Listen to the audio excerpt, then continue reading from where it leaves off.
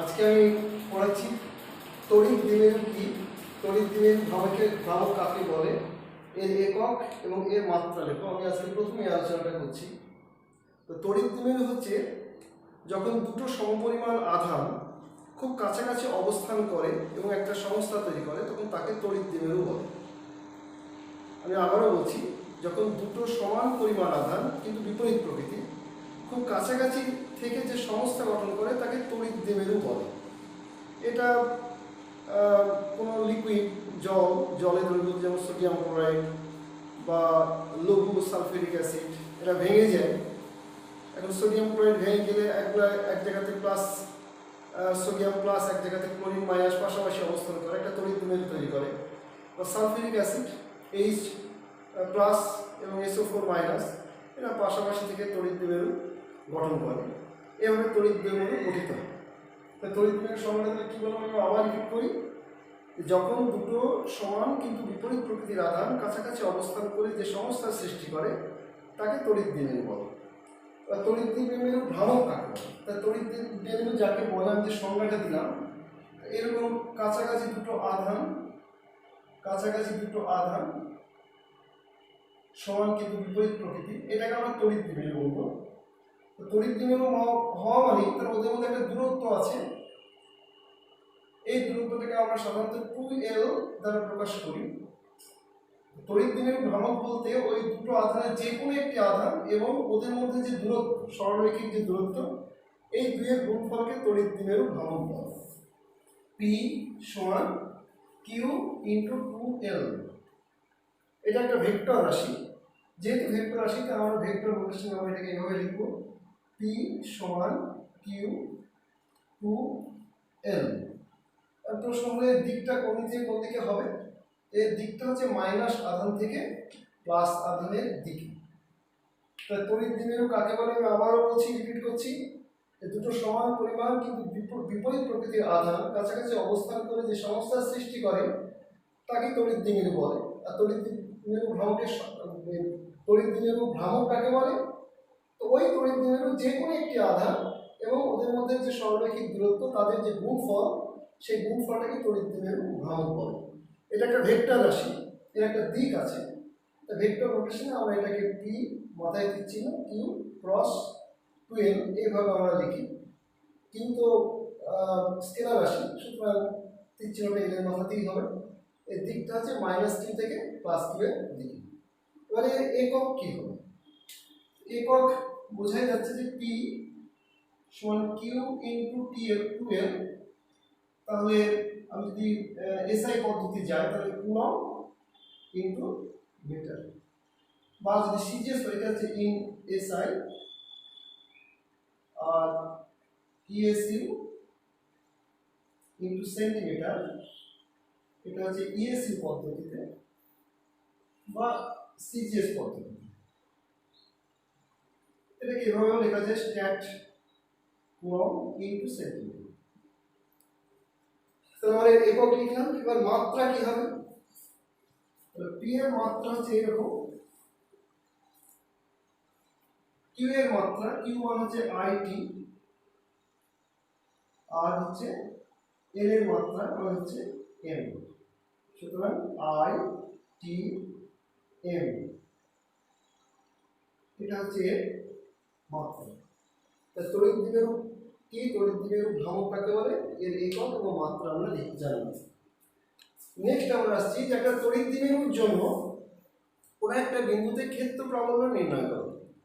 এটা তিনটে ঘটনা ঘটে। একটা হচ্ছে তার অক্ষীয় অবস্থানে, একটা তার পার্শ্বীয় অবস্থানে, একটা যে কোনো বিন্দুতে। তা আমরা এই সময়কালে যতটুকু পাচ্ছি সে ততটুকু আলোচনা করছি। প্রথমে যেটা আমরা আসছি যে একটা তড়িৎ দ্বিমেরুর জন্য তার অক্ষ বরাবর বহিস্থ বিন্দুতে ক্ষেত্র প্রাবল্য কিভাবে নির্ণয় করবে। আমি SI পদ্ধতিতে করছি। তো প্রশ্নটা হচ্ছে এইরকম যে কোনো তড়িৎ দ্বিমেরু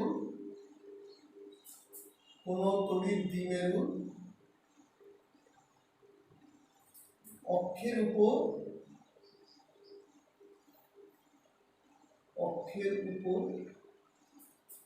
বহিস্থ বিন্দুতে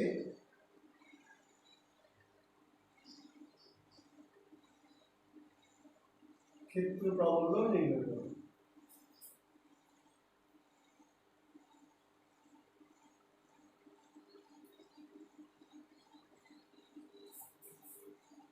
আমরা একটা তড়িৎ দ্বিমেরু নিলাম, একটু বড় করে আঁকছি।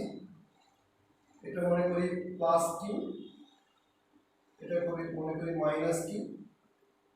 যদি আমরা উল্টো করে নিতাম, এটা মাইনাস কিউ, এটা প্লাস কিউ, হিসাবে রেজাল্টটা আলটিমেট একই আসতো। তোমরা বাড়িতে এটা পরীক্ষা করে দেখতে পারো, যেভাবে করছি সেভাবে হিসাব করে। এর অক্ষস্থিত মানে এই অক্ষ, এটা হচ্ছে তার অক্ষ। এই অক্ষস্থিত কোনো একটা বহিস্থ বিন্দু, মনে করে একটা পি বিন্দু, এটাকে আমরা বলছি এ বি, এটা হলো 2l, এর মধ্যবিন্দু। এখান থেকে এই বিন্দুটার দূরত্ব মনে করি ডি, তাহলে এখান থেকে এটা কত হবে ডি মাইনাস এল, আর এখান থেকে কত হবে ডি প্লাস এল। হিসাবটা নিশ্চয়ই বোঝা যাচ্ছে।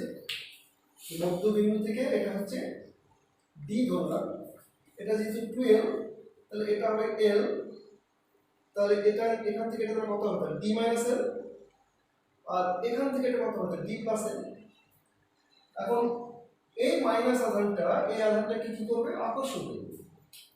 আকর্ষণ করলে মনে করি আকর্ষণটা হচ্ছে এইটা, এটাকে আমরা E1 বলছি। আর এটা প্লাস আধান, আমরা এর আগেই ক্ষেত্রপ্রবাহের সংজ্ঞা দিয়েছিলাম। তড়িৎ ক্ষেত্রে কোনো বিন্দুতে একক আধানে ক্রিয়াশীল বলকে ওই বিন্দুর ক্ষেত্রপ্রবাহ বলে। সুতরাং আমরা পি বিন্দুতে যে আধানটা রেখেছি সেটা তার মান হচ্ছে একক এবং তার আধানের প্রকৃতি হচ্ছে প্লাস। তাহলে এই আধানটাকে কি করবে, বিকর্ষণ করবে। তাহলে এর ডিরেকশনের প্রকৃতি হবে এদিকে হবে, এটাকে আমরা বলছি E2। এখন আমরা যদি কুলম্বের সূত্র প্রয়োগ করি, তাহলে E1 সমান কি পাই, আমি এসআই পদ্ধতিতে করছি। E1 সমান পাচ্ছি 1/4 পাই ইপসিলন নট ইনটু এটা কিউ, এই আধানটা হচ্ছে কিউ, ইনটু এই আধানটা হচ্ছে 1 বাই ডি মাইনাস এল এর হোল স্কয়ার। তেমনি এখান থেকে এটা বিকর্ষণ করছে, E2 এর মানটা কত হবে, E2 সমান 1/4 pi epsilon naught q into 1 by d plus l এর হোল স্কয়ার। এই দুটো বল পরস্পরের বিপরীতমুখী, কোনটা বড়, অবভিয়াসলি ওয়ানটা বড়, কেন এটা তলায় ডি মাইনাস এল আছে, অ্যাকচুয়ালি এটা কাছে, আর এটা ডি প্লাস এল আছে, অ্যাকচুয়ালি এটা দূরে। সুতরাং এটা বড়, এটা ছোট। সুতরাং পি বিন্দুতে ক্রিয়াশীল ওই একক আধানের লব্ধি বল অর্থাৎ পি বিন্দুর প্রাবল্য তাহলে কি হবে, ই সমান E1 মাইনাস E2। E1 মানে হচ্ছে 1/4 pi epsilon naught q by d minus L whole square minus 1/4 pi epsilon naught q by d plus L whole square সমান q by 4 pi epsilon naught আমরা common নিতে পারি, এখানে আসবে 1 minus D minus L whole square minus 1 by d plus L whole square সমান q by 4 pi epsilon naught, এটা লসাগু কত হচ্ছে d square minus l square whole square, উপরে হচ্ছে ডি প্লাস এল whole square minus D minus এল whole square. এটা a plus b minus a minus b whole square formula use করলে কি পাই, q by 4 pi epsilon naught 4 l d by d square minus l square whole square সমান, এটাকে এইভাবে লিখি q into 2l into 2d by 4 pi epsilon naught into d square minus l square whole square সমান। এবার q into 2l মানে কি, তড়িৎ দ্বিমেরু ধ্রুবক, মানে এটা p লিখতে পারি, এটা 2p into d by 4 pi epsilon naught d square minus l square whole square. তাহলে এটা হচ্ছে এইটা। এবার আমরা একটা তড়িৎ দ্বিমেরু, আমরা যে তড়িৎ দ্বিমেরু কাকে বলে তার যে এক্সাম্পল দিয়েছিলাম, তাদের মধ্যে দূরত্ব সেটা ভীষণ ভীষণ ভীষণ কম, অর্থাৎ টুয়েলভটা ভীষণ ছোট, তার মানে তার তুলনায় ডি গ্রেটার দ্যান 12 এই যদি হয় তো এক্ষেত্রে আমরা এইটাকে আমরা নেগেট করতে পারি। আমি একটু করে লিখছি এখানে, এখানে লিখছি আমি ই সমান তাহলে কি দাঁড়াচ্ছে 1/4πε0 2pd by d to the power 4। আমরা এইটাকে নেগেট করব, তাহলে হয়ে গেল 1/4πε0 2p by d। Vector notation আমরা এটা এইভাবে লিখি 1/4πε0 2p বাই d। কোনো একটা তড়িৎ দ্বিমেরুর জন্য তার অবস্থিত বহিস্থ বিন্দুর ক্ষেত্রফল এর মান হচ্ছে এইটা, ভেক্টর নোটেশনে এটা দিকটা বুঝতে পারছো না, পি যেদিকে ক্রিয়া করবে ই সেদিকে, পিটা কোন দিকে এদিকে, এটাও আলটিমেটলি কোন দিকে আসছে এদিকেই আসছে। তাহলে কোনো তড়িৎ দ্বিমেরু অক্ষের উপর বহিস্থ বিন্দুর ক্ষেত্রফল নির্ণয় এই হবে। কিভাবে করবে আমি আবার এটা রিপিট করি, তাহলে এই হচ্ছে একটা তড়িৎ দ্বিমেরু প্লাস কিউ মাইনাস কিউ, ক্ষেত্রফল মানে হচ্ছে তড়িৎ ক্ষেত্রে কোনো বিন্দুতে একক আধানে প্রযুক্ত বল, সুতরাং পি বিন্দুতে আমি ক্ষেত্রফল নির্ণয় করছি মানে ওখানে আমি একটা একক মানে ধনাত্মক আধান রেখেছি। তাহলে এই আধানটাকে কি করছে আকর্ষণ করছে, মনে করি সেটা ইউ1, এই আধানটাকে কি করছে বিকর্ষণ করছে, মনে করি এটা ই2। আমি কুলম্বের সূত্র যদি প্রয়োগ করি তাহলে q1 সমান কি পাচ্ছি 1/4πε0 q1 মানে q ইনটু q2 মানে 1 by d - l whole square. নিশ্চয়ই বুঝতে পারছি যে এটা হচ্ছে d - l, এটা হচ্ছে d + l। একইভাবে e2 মানে হচ্ছে 1/4πε0 q into 1 by d + l whole square. Obviously এখানে e1 টা আছে গ্রেটার, e2 টা আছে এর থেকে ছোট, তাহলে লোক দিয়ে প্রাবল্য কত হবে e সমান q1 - e2। জাস্ট আমরা হিসাবটা করলাম, তাহলে আমাদের মান আসলে এটা ভেক্টর নোটেশনে এটা হবে এটা, দিকটা হচ্ছে যেদিকে পি ক্রিয়া করছে সেদিকে দিচ্ছে। প্র্যাকটিক্যালি আমরা তাই দেখতে পাচ্ছি। আমরা যখন বলেছিলাম যে তড়িৎ দ্বিমেরু ভ্রমণের দিক কোনটা মাইনাস থেকে প্লাসের দিকে, দেখো এটা এইদিকে, আর আলটিমেটলি লোক দিয়ে যে প্রবলেমটা কোন দিকে হচ্ছে এদিকেই হচ্ছে। এবার তোমরা বাড়িতে প্র্যাকটিস করবে, প্লাস কিউটা এখানে নাও মাইনাস কিউটা এখানে নাও, একইভাবে হিসাব করে দেখো, সেক্ষেত্রে দেখো ফলাফল যেমন বললাম তেমনই আসবে। নেক্সট যেটা আমরা আসছি সেটা হচ্ছে কোন তড়িৎ দ্বিমেরু পার্শ্বীয় অবস্থান, পার্শ্বীয় অবস্থার মধ্যে ওই তড়িৎ দ্বিমেরুর সমদ্বিখণ্ডকের উপর অবস্থিত বহিস্থ কোন বিন্দুর ক্ষেত্রফল গণনা করো। তাহলে এইটা হবে এইরকম হবে, কোন তড়িৎ দ্বিমেরুর সমদ্বিখণ্ডকের উপর অবস্থিত বহিস্থ কোন বিন্দুর ক্ষেত্রফল নির্ণয়।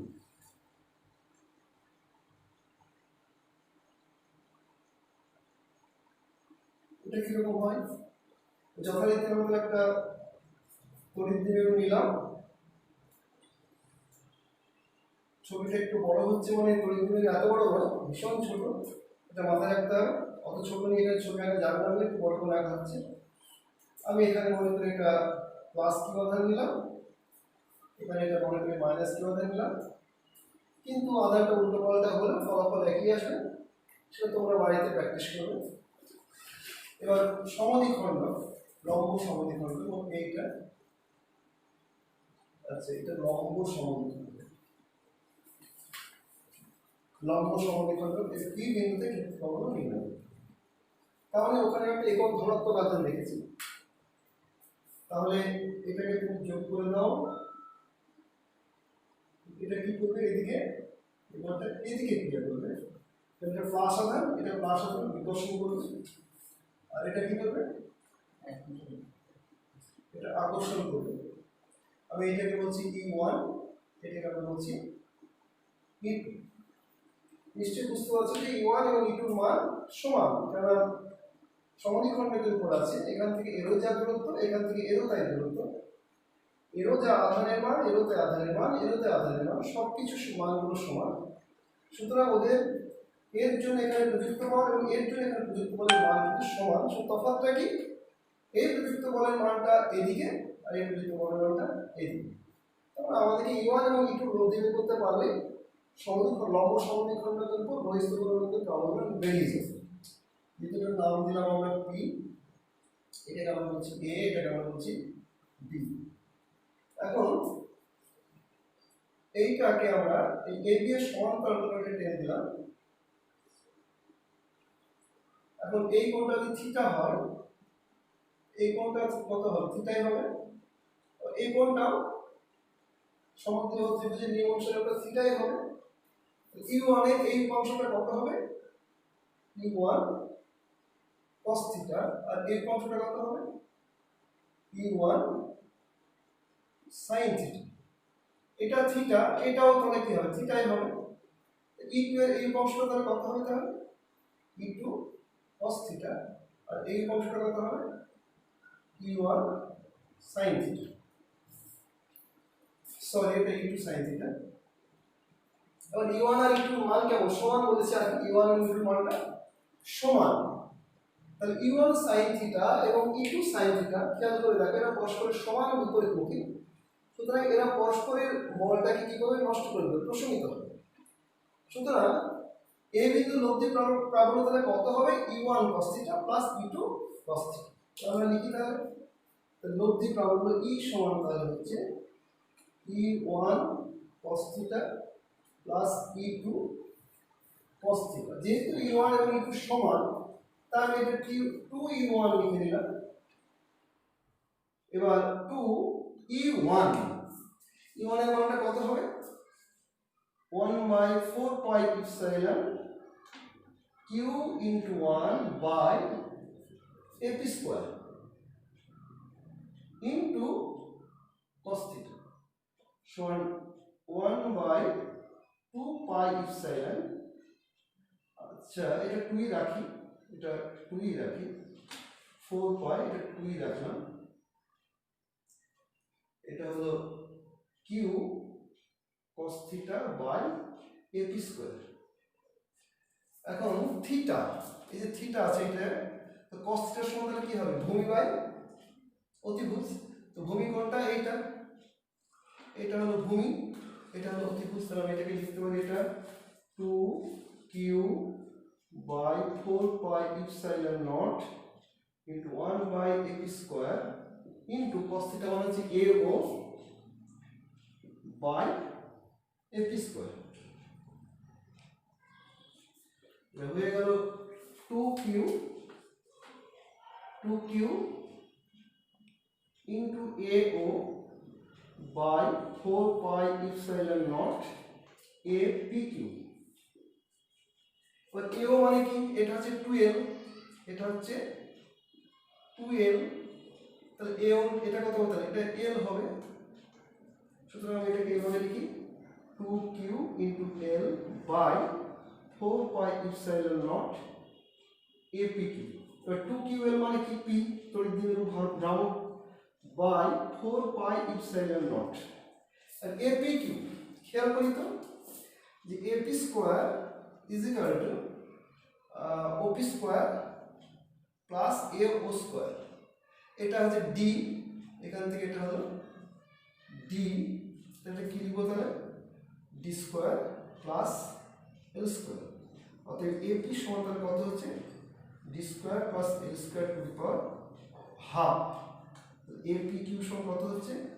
D square plus L square to the power 3/2। এখানে এটা বসিয়ে দিই। তো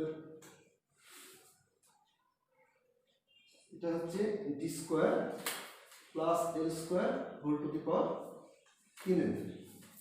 এখানেও ঠিক একই ব্যাপার, তড়িৎ দ্বিমেরু অ্যাকচুয়ালি বড় করে এঁকেছি, কিন্তু এর দৈর্ঘ্যটা হচ্ছে ভীষণ ছোট, অর্থাৎ D গ্রেটার দ্যান L। সেক্ষেত্রে আমরা এটাকে নেগলেক্ট করতে পারি। নেগলেক্ট করলে আমাদের E এর মান হচ্ছে P by 4 pi epsilon naught DQ। এবার যদি ভেক্টর নোটেশনে আমরা লিখি তাহলে কি হবে? তাহলে এটা E সমান P by 4 pi epsilon naught DQ. তাহলে কোনো তড়িৎ দ্বিমেরুর জন্য লম্ব সমদ্বিখণ্ডকের উপর বহিস্থ কোনো বিন্দুর ক্ষেত্রফলের মান হচ্ছে এইটা, এবং ভেক্টর নোটেশন এটা হবে এটা। একটা জিনিস খেয়াল করে দেখো যে অক্ষস্থিত বহিস্থ কোনো বিন্দুতে কোনো বিন্দুর প্রাবল্য ছিল 2p/4 পাই ইপসাইলন ডিকিউ, আর এখানে বহিস্থতে কত এসেছে শুধু p/4 পাই ইপসাইলন ডিকিউ। সেজন্য একটা প্রশ্ন হয় যে প্রমাণ করো কোনো একটা তড়িৎ দ্বিমেরুর জন্য বহিস্থ কোনো বিন্দুতে ক্ষেত্র প্রাবল্যের যা মান একই দূরত্বের লম্ব সমদ্বিখণ্ডকের উপর কোনো বহিস্থ বিন্দু ক্ষেত্র প্রাবল্যের মান তার অর্ধেক। এইটা পরীক্ষাতে ভীষণ আসে। সেক্ষেত্রে আমাদেরকে দুটোই হিসাব করে দেখাতে হবে, দেখে তুলনা করে বলতে হবে যে হ্যাঁ এক্ষেত্রে যা এক্ষেত্রে ঠিক তার অর্ধেক, বা এক্ষেত্রে যা এক্ষেত্রে ঠিক তার ডবল। তো আজকে এই ক্লাসটা আমি এই পর্যন্তই করলাম। আগামী দিন যে কোনো বিন্দুতে ক্ষেত্র প্রাবল্যের মান কত হবে সেটা বের করবো। এই দুটো আমাদের ভীষণ ইম্পর্টেন্ট, পরীক্ষাতে খুব আসে, ওটা তুলনামূলক একটু কম আসে, সেই জন্য ওটা আমি আরেকদিনের জন্য রাখলাম। আজকের আলোচনাটা এখানে শেষ করছি।